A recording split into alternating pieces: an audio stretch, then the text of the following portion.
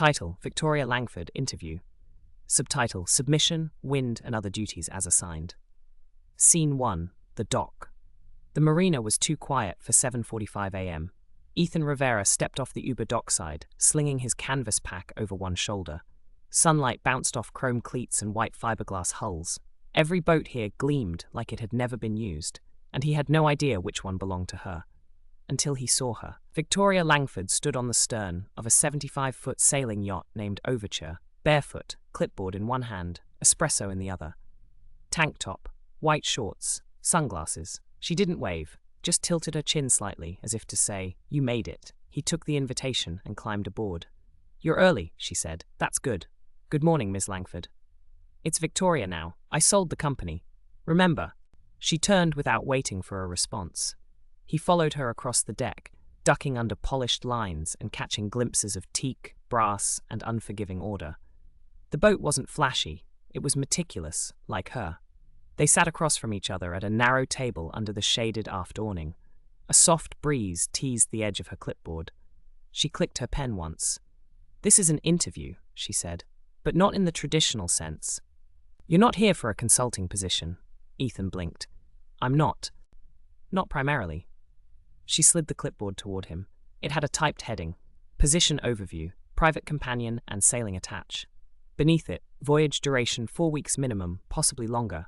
Location, Caribbean East Coast, Mediterranean, at owner's discretion. Compensation, $12,500 month plus all expenses. Duties, daily companionship, basic onboard support, evening meal prep, discretion, mental agility, emotional intelligence. He looked up. She was watching him. "You're overqualified," she said. "PhD, Stanford, Human Interaction Systems. Your dissertation was on power and trust, yes. In asymmetrical models, yes. Good. This is asymmetrical." She took a sip of espresso and added, almost conversationally, "The last guy was very pretty, but didn't know when to shut up. I'm hoping for better instincts this time." Ethan smiled before he could stop himself. "Yes, ma'am." Her sunglasses didn't move, but he felt her eyes smile. "We set sail in an hour," she said. "Stow your bag in the forward cabin. You'll sleep there. If you make it past day 3, I'll let you do laundry." She stood, stretching casually. "Any questions?" "Just one," he said, steady now. "Who interviews someone at sea?" "Someone who prefers truth over polish." She looked back. "And who wants to see how you move in wind?" With that, Victoria Langford disappeared below deck. Scene 2. The sail begins. By 9:15 a.m., the dock was a shrinking speck in the distance. Victoria stood at the helm, hair up in a loose twist, sleeves rolled. She handled the wheel like she'd built it. Ethan sat near the edge of the cockpit, hands loosely clasped, trying not to fidget. "You've never sailed?" she asked. "I've read about it," he admitted. "Never done it." "Then watch." Wind pressed against the mainsail with a sigh. The boat leaned gently starboard, the water parting in rippled silence. The sound of civilization fell away with the harbour. Here, it was rope creak, sail snap, and Victoria Langford giving orders to no one but the sea. "Take the wheel," she said suddenly. He blinked. "What?" "Take it." She stepped aside. He rose hesitantly, placing both hands on the warm teak. The wheel had just enough give to feel alive. The yacht responded with grace. "Good," she said, observing him. "Don't oversteer. Let her tell you what she wants." "The boat's a she?" "Of course," she smirked. "She's temperamental, expensive, and only does what she wants when you ask properly." Ethan smiled just a little. "Sounds familiar." Victoria ignored that. Or maybe she didn't. "What was your dissertation again?" she asked. "Reciprocal agency in asymmetrical systems, specifically how trust forms when power is uneven." She raised a brow. "And what did you find?" "That submission is most reliable when the one submitting believes their choice still matters." Victoria stepped closer, not touching, just near. "And do you believe that?" Ethan swallowed. "Yes, ma'am." Silence. The yacht cut cleanly across the blue. Wind kissed the canvas above them. She didn't answer right away, just walked past him, brushing lightly against his shoulder as she returned to her place beside the mainsheet. "Not bad," she said. "Let's see if you keep saying it when it matters." Scene 3. Below deck. The yacht's interior smelled of cedar, salt, and something faintly citrus. Victoria led the way down the short companionway steps, her bare feet silent on the polished wood. Ethan followed, ducking slightly as the ceiling lowered. It was cooler here, clean and curated. Every cabinet closed flush, every line matched. No clutter, no accidents. "This is the galley," she said, gesturing without slowing. "You'll make breakfast and dinner unless I say otherwise. I'll make lunch when I feel generous." She opened a panel. Inside, stainless cookware, labeled and nested like museum pieces. Pantries behind that bulkhead. "If you move anything, return it exactly as found. The last man rearranged my tea. He didn't last the week." "Understood. Not yet. You don't, but you will." She opened a sliding door and nodded toward the guest berth. A neatly made bunk, a single drawer, a small porthole. "Your space," she said. "For now." Ethan dropped his pack inside and stood awkwardly in the doorway. "Do I get keys?" "To what?" she asked, amused. "The ocean?" She moved past him and entered the salon. Long white cushions, walnut trim, a fold-out table. She handed him a folded sheet of paper. Typed. A second sheet lay beneath it, clipped to a legal pad, this one marked non-disclosure agreement across the top. "You'll need to sign that before we leave the US. Everything you see, everything we say, it stays here. If you hesitate, now's the time." Ethan scanned the NDA quickly. Simple, stern, binding. He read task list. Candidate before. Wake before me. Brew espresso by 6:30. Prepare light breakfast, fruit, protein, toast. Tidy galley and deck. Prepare 2 evening meals per week without instruction. Maintain silence during sunsets unless addressed. Anticipate needs. Preserve mood. Journal observations daily. Accept other duties as assigned, without complaint or delay. Compensation. 12,500 mo. Revisited after 30 days. Bonus structure negotiable. Ethan looked up. "Is this real?" Victoria crossed her arms. "Do I look like a woman who writes fiction?" "I'm not sure yet." She tilted her head. "That was almost clever. Careful, you're being tested practically every waking moment. That won't stop. If anything, it'll get more subtle." "Yes, ma'am." A pause. "You said that yesterday," she noted, "when I handed you espresso." "Did I?" She stepped forward and reached for the task list, her fingers brushing his as she took it back. "Keep saying it. For now." She tucked the paper away and turned toward the deck. "Winds shifting. Come above. Let's see if you can handle a winch without tearing your pretty hands open."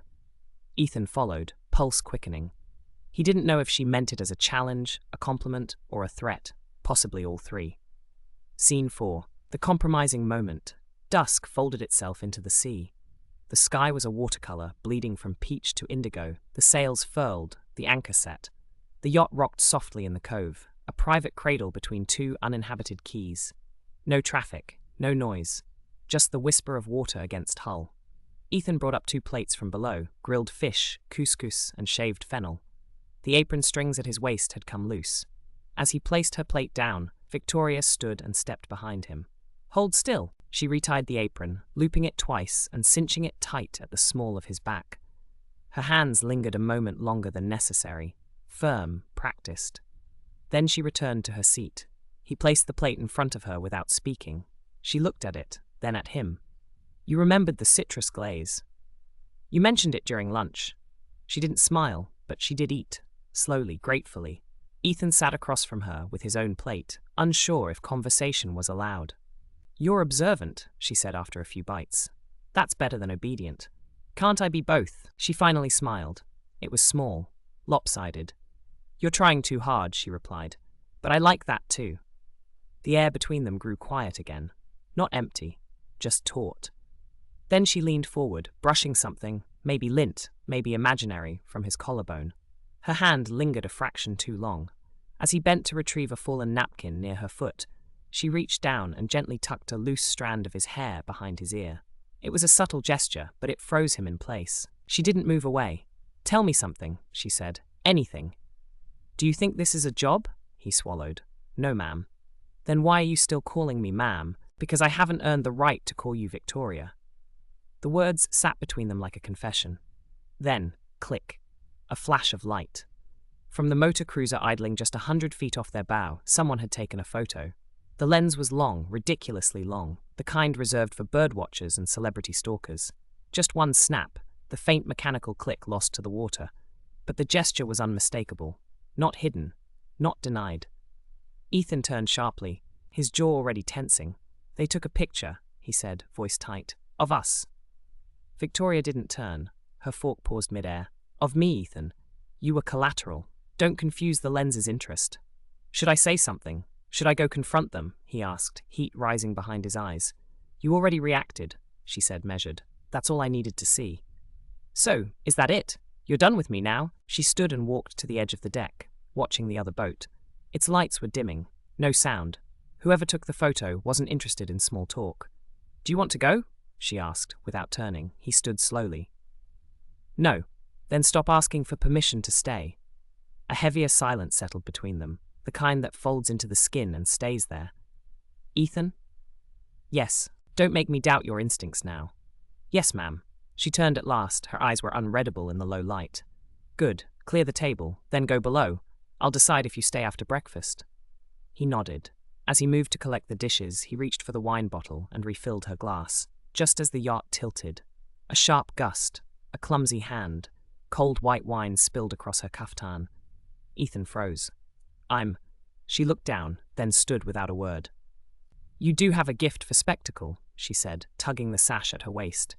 She slipped the kaftan off in one fluid motion and draped it over the rail. Beneath, she wore a black string bikini. She sat back down without a flinch. Ethan cleared his throat, unsure where to look. But he couldn't help it. He glanced, just once, and saw her. Really saw her. Lean muscle, perfect posture. The kind of strength that didn't come from vanity, but control. She looked younger than she had any right to. She looked lethal. She caught him staring. Well, she said, amused. Should I get a hose? Or are you going to recover your vocabulary on your own? He looked away quickly. Sorry, he murmured. You will be, she replied with a smile that threatened to undo him entirely. Behind them, unnoticed at first, another click, a second photo. He turned his head toward the cruiser, where a shape ducked behind a tinted panel. This time, he didn't ask for permission. He just stood a little straighter. One. She watched him for a moment longer, then leaned back. Bring me a fresh kaftan. The grey one, from my stateroom. Ethan nodded and turned below deck. What he didn't see was Victoria rising a moment later, barefoot and silent, following at a distance. She didn't call after him or hurry. She only watched, how he moved, how he paused outside her door, how he touched nothing he wasn't told to. When he found the kaftan neatly folded on the bed, he picked it up reverently. Behind him, her voice cut the stillness. Good instincts, finally. Then, deliberately, she stepped further into the room. As he turned to face her, she let a small object, her hair tie, slip from her hand to the floor. She bent to retrieve it. Ethan caught a glimpse of her from behind, all sharp lines and flawless skin under black strings and sun-brushed curves. His eyes went wide, then immediately darted away. He looked like a man who'd been handed a live grenade without the pin. She rose slowly and caught his reflection in the mirror. You're adorable when you're overwhelmed, she said. Don't worry, Ethan. Blushing's not disqualifying. She stepped closer, accepting the kaftan from his frozen hands. Her fingers brushed his, deliberately. I'm not your professor. I'm not your boss. And I'm not made of glass, he nodded, too quickly. Do you think I'm attractive? She asked, voice low. He hesitated. Yes. Say it properly, he swallowed. You're attractive, Victoria. Very. She raised an eyebrow. I didn't give you permission to call me that. Yet. A beat. Then she tilted her head. Better. She studied him for a long moment. There was no gloating in her eyes, no cruelty, just heat, curiosity, and something far more dangerous, intention. I find you attractive too, she said plainly. He blinked. That doesn't mean I'll make it easy, but it does mean you'll be tested in more than one way. She turned her back and slipped the kaftan on, slow and smooth. But her hands lingered at her hips longer than necessary. Then, without warning, she turned and stepped back toward him. Her fingers came to rest lightly on his waist, barely touching, yet undeniable. For the first time, her voice lost a fraction of its edge. You're not the only one adjusting to close quarters, Ethan. Let that settle in, she murmured, without turning around. Then come back up. We'll pretend nothing happened. He stood alone in her stateroom for several seconds after she left, heart pounding. None of this was in the task list. Her hands had gripped his waist, not hard, not demanding, but possessive. It wasn't just touch, it was a statement. He hadn't expected it, and now he couldn't stop thinking about it.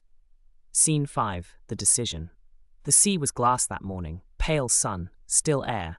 Not even the rigging clinked. Ethan sat in the galley with a cup of black coffee, untouched. No note, no sound from above. The silence felt designed. Then, Ethan, her voice carried down the companionway. He rose immediately. She stood at the stern, hair damp from a rinse, a towel slung over one shoulder like a loose epaulette.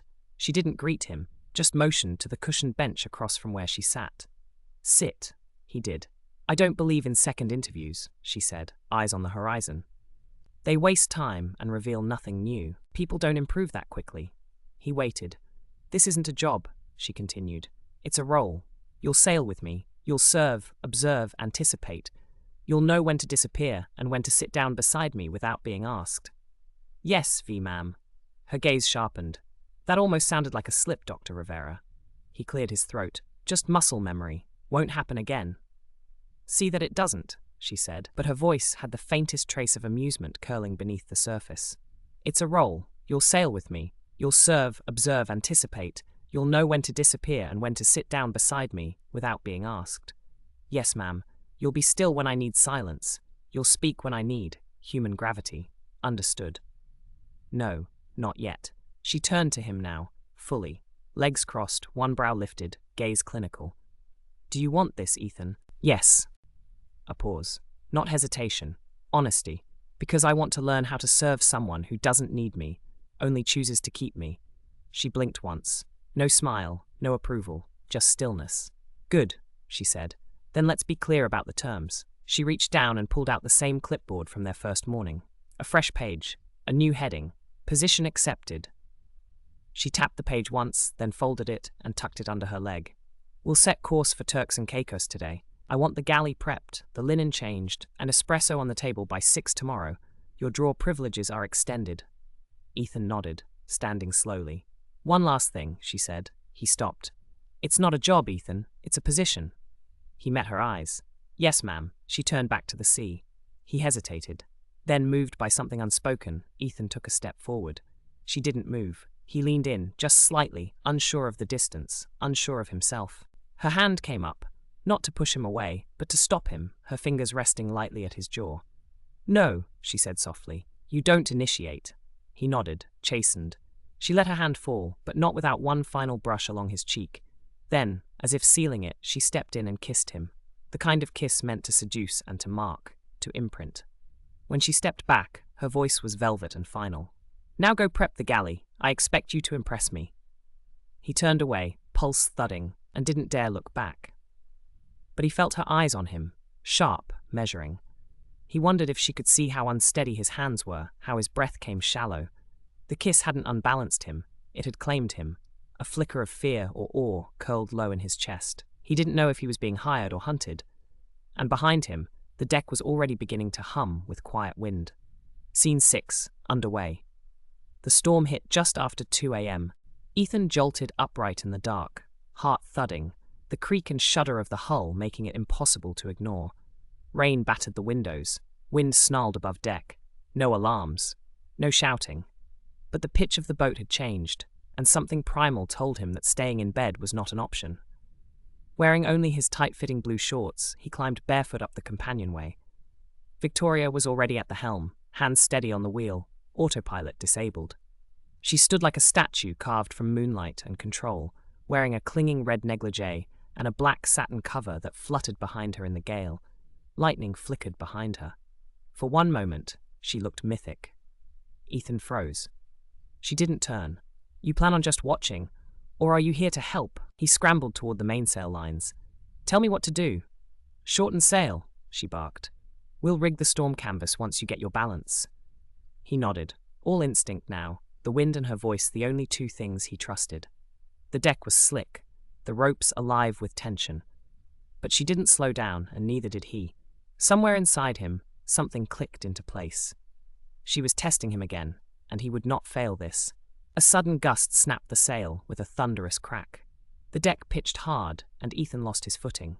He grabbed for a line, missed, and was gone, over the side, swallowed by the black water. The cold hit him like fists. The boat loomed above, already pulling away. He surfaced, coughing, treading water in the foam and rain. Panic surged, then training. "Man overboard!" Victoria's voice tore through the wind.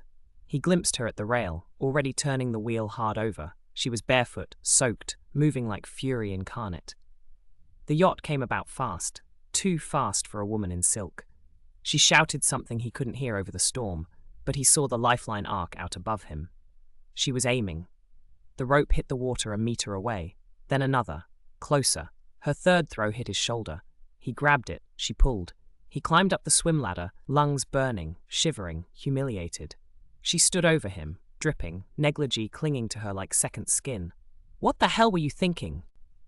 He looked up at her, gasping. I thought I was ready."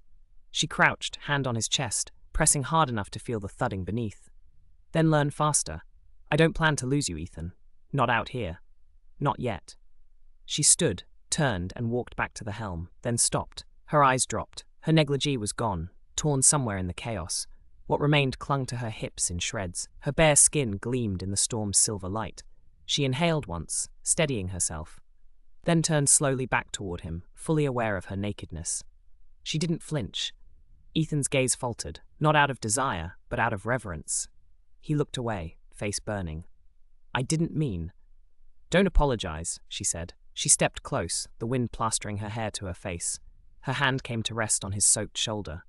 "You'll see me at my strongest," she said, voice low, rain tapping between them, "and my most exposed. You'll learn not to confuse the two." She turned back to the helm, the storm still screaming around them. He watched her go, jaw tight, pulse steadying. This woman would either wreck him or make him whole. Maybe both. Rain slashed sideways across the deck. The storm had deepened, angrier now, more personal. Lightning spidered across the sky as Victoria shouted commands into the wind. "Ease the jib sheet, now!" Ethan scrambled to obey, slipping once and nearly losing hold again. He was shaking, not from cold, but fear. Raw, honest fear. He didn't know what he was doing. He wasn't a sailor. He was a researcher in soaked underwear on a yacht hurtling through a squall with a naked woman shouting commands like a war general. But she wasn't just shouting. She was commanding, in control of the helm, of the sails, of the storm itself. Her eyes scanned the horizon. Her hands knew exactly what to pull, what to tighten, what to let go. He clung to the deck near her, refusing to retreat below. He couldn't leave her up here alone, and he didn't trust the sea not to come for him again. Victoria glanced at him once. Just once. "Stay close, and when I speak, move." He nodded, soaked, shivering, and fully hers. She adjusted the wheel, gaze never leaving the waves. Then, without looking at him, she spoke, low and dangerous. "Kiss me."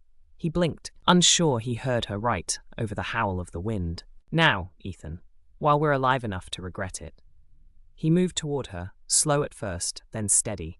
He placed one trembling hand on the cold rail beside her, the other just beneath her jaw, where the rain beaded like glass. And he kissed her. Not because he knew what it meant, but because she told him to. And in that moment, there was no one else he trusted more to know what came next. She kissed him back, deeper this time, slower, like a storm grounding itself through skin. Then she broke it off, wrapped her arms around him, and held him there, bare skin against bare chest, wind screaming around them. He didn't know if she was steadying him or herself, maybe both. Then, as suddenly as she'd reached for him, she pulled away. "Secure the main," she ordered, voice sharp again. "We'll ride it out on storm canvas." He scrambled to obey, heart pounding, breath ragged. She moved with eerie grace, her body all power and instinct, naked in the elements and utterly unashamed. As she clipped into the rigging and brought the lines under control, he could only stare. Finally, when the worst had passed and the boat groaned back into a manageable sway, she turned to the companionway. "Go below," she said. "I'll follow once the deck is safe." He hesitated. She raised a brow. He nodded quickly and started down the ladder, pausing halfway to glance back. She was watching him, intently. And as he descended, he couldn't help but notice the sway of her hips, the way power curved with every step she took across the deck. He didn't know what awaited them below, but he was starting to hope he'd earned it. Neither of them could sleep. The storm had lessened but not abated. Rain still pelted the hull in waves. The occasional groan of the rigging reminded them that peace was provisional. They sat opposite each other in the low light of the galley, both wrapped in towels, still damp, still rattled. Victoria broke the silence first. "You did well, Ethan. You followed all of my commands immediately." He looked up, grateful, but haunted. "I was terrified," he admitted. "I still am. I don't know what I'm doing out there. I keep thinking I'm going to screw up and let you down." She studied him for a moment, then nodded slowly as if that were the answer she'd been waiting to hear. Then he said, more quietly, "I'm also confused about the kisses." Her tone didn't soften, but her posture did. "Do you know why we kissed?" He shook his head. "No, I'm sorry, I don't." She leaned back, hair still wet, eyes tired but clear. "I wasn't sure we'd make it, honestly. And I wanted to do that before something bad happened. Storms do that to people. They strip things down to instinct." Ethan absorbed the words slowly. He wasn't sure whether he felt relieved or more disoriented. "Did you mean it?" he asked. She didn't answer right away, just reached for her cup of tea, now lukewarm. "Storms don't lie," she said, "but they don't promise anything either." The silence returned, heavier but more honest. Then she added, as if it had just slipped out, "Did I mean it? Yes, of course I meant it." Ethan looked up, startled. She shrugged, a small smirk forming. "Do I regret it? Hell no. You're hot." Her eyes widened just a hair, as if she'd realized she'd said the soft part loud. She looked away, and for the first time since the storm began, she seemed genuinely flustered. Ethan didn't press. But he didn't stop smiling either. Victoria stood suddenly, wrapping her towel more tightly around herself, as if her own honesty had unsettled her more than the wind. She crossed the small space between them and braced both hands on the table, leaning in. "Don't mistake honesty for availability," she said, low and quiet. "I didn't invite you here to flirt. I invited you to obey." Ethan nodded, but the smile remained. "Then why are you blushing?" she asked, almost taunting. "Because you're standing 10 inches from me wearing only a towel, and you just called me hot." Her lips parted as if to reply, but nothing came out. Instead, she reached out and touched his jaw with the back of her fingers. A soft graze. Calculated. "You're a distraction," she whispered, "and I hate being distracted." He met her eyes. "Then why haven't you sent me away yet?" Victoria pulled back slowly, like a tide retreating. "Because I want to know what happens when I stop resisting the distraction." The tension hung so thick it might have sparked if either moved. But neither did. Outside, the storm still hadn't passed. Inside, another one was just gathering strength. Victoria turned away, slowly, as if trying to close a door she wasn't sure she wanted shut. "And don't flatter yourself," she said over her shoulder, a trace of challenge in her voice. "I can't send you away. We're a day's sail from land." She walked toward the corridor, then stopped and glanced down. "This towel's soaked through. I need a dry one." Then, with the same calm control she used to helm through a squall, she loosened the knot and let the towel fall to the floor. She didn't look back. She just walked away, bare and unapologetic, hips moving with quiet authority as she disappeared into the shadows of the sleeping quarters. Ethan stared at the space where she'd been, heart pounding, senses on fire. He still wasn't sure what she was testing, but he knew he hadn't passed anything yet. He stood slowly and followed her path, footsteps silent on the damp floor. He reached the edge of the sleeping quarters but didn't enter. Instead, he stood at the threshold, listening to the soft sounds of her moving, drawers opening, fabric shifting, the rustle of a fresh towel. He didn't speak. He didn't dare. Then, her voice came from the shadows. "Still testing your instincts, Ethan." He exhaled, trying to stay ahead of them. She stepped into the low light again, dry towel now slung over one shoulder like a sash. Still bare, still deliberate. "Then let me help," she said. She stepped closer than before, and this time she didn't stop at his jaw. Her hand slid around the back of his neck and held him there. "You're not failing," she murmured. "You're just not ready for the next test." And just like that, she let go. "Go stow the storm gear," she added, voice neutral again. "And change into something warm. We'll review your performance in the morning." She turned her back to him and walked into her cabin, door closing with the quiet finality of a well-delivered verdict. Ethan backed away slowly, pulse still erratic, and ducked into the guest berth. He sat on the edge of his bunk, damp towel forgotten on the floor. His mind replayed everything. Her voice, her hands, the kiss, the storm, the sudden command to kiss her, and now the abrupt dismissal. He laid back, staring at the low ceiling, trying to slow his breath. That's when he felt it. A strange warmth in his crotch, spreading, unmistakable. His eyes widened. "Oh my God, not that, not that." He launched upright and bolted for the head, barefoot, stumbling, nearly tripping over the hatch lip. He was 2 seconds too late. He stood in the tiny head, blinking down in horror. What could he do? Behind him, the yacht creaked in sympathy. The wind moaned as if it, too, understood shame. He grabbed a towel and whispered to himself, "Just clean it up, Rivera. Clean it up and pretend it never happened." He moaned slightly, soft, involuntary. A knock came on the head door. "Ethan?" Victoria's voice was calm, but curious. "Is everything all right?" He swallowed hard. His voice came out cracked, barely human. "I'm okay." A pause, then simply, "See that you are." It wasn't in the task list, but tonight neither was anything else. Ethan gathered himself and opened the door slowly, towel gripped tightly in one hand. He stepped into the passageway, naked. Victoria was already walking away but turned at the sound, her mouth opened, likely to deliver some reprimand. Then she saw his face, saw the horror, the vulnerability, the earnest shame barely held together. She glanced down. Understanding bloomed instantly in her expression. No laughter, no cruelty, just recognition. She crossed the space in 2 steps and wrapped an arm around his shoulders. She said nothing, just gave him a quiet, grounding squeeze. Silence, in this case, was the greatest gift of all. He turned slowly and stepped back into the head, expecting solitude, only to stop short.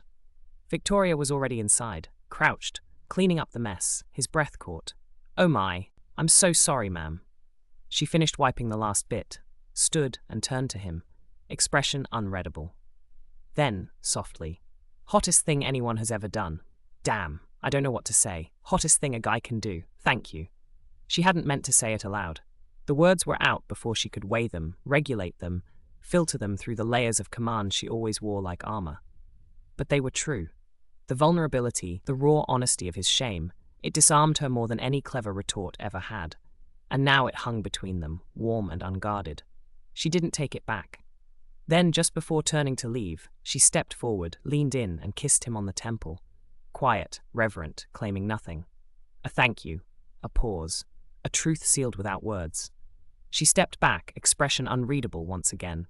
But the warmth lingered, and Ethan didn't move for a long time.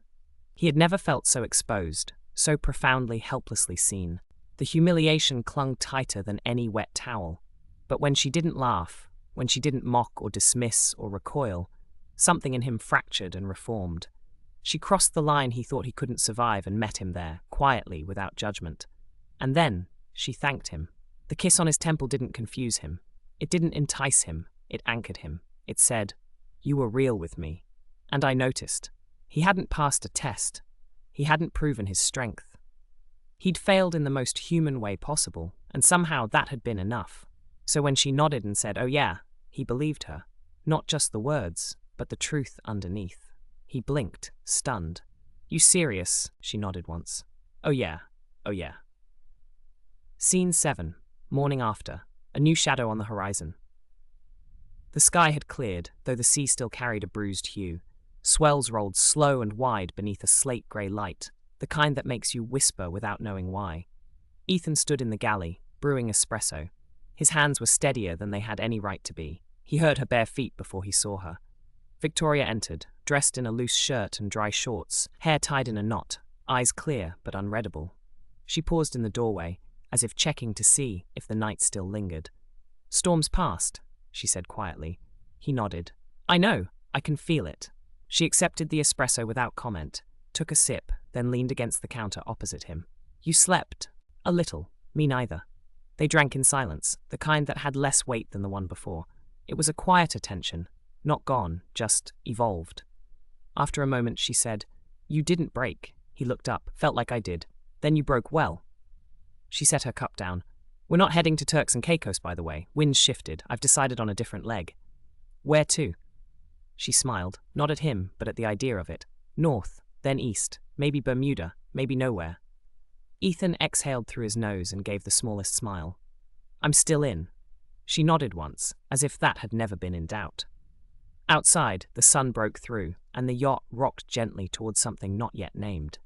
Victoria poured the last of her espresso and rinsed the mug. As she dried her hands, she spoke without turning. "We're meeting someone in a few days. Another candidate." Ethan looked up.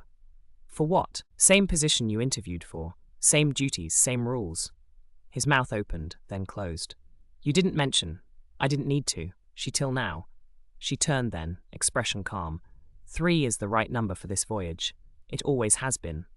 Ethan looked out the porthole, jaw set. Will I be replaced? No, she said, but you will be watched, and you'll help me evaluate him. He blinked. Me? Who better, she said, with a hint of a smile. You've been tested. You know what it takes. Ethan didn't speak right away. His heart beat just a bit harder. Another man. On board. Sharing space. Sharing her. We'll pick him up in the Bahamas, she added. You'll be part of the interview. She reached for the winch lever and pulled it with practiced grace. Above, the sails caught a fresh wind. Until then, she said, I suggest you focus. This voyage only requires a crew of 2, and one of them is still being decided. Ethan nodded once, but his knuckles had gone white around the ceramic of his cup. Victoria turned her face toward the sea, eyes scanning the horizon as if it might answer the question she'd left unspoken. Ethan watched her, not the water, not the sails, just her. The silhouette of strength and serenity she wore so effortlessly, and already he was imagining what it would mean to have to share her.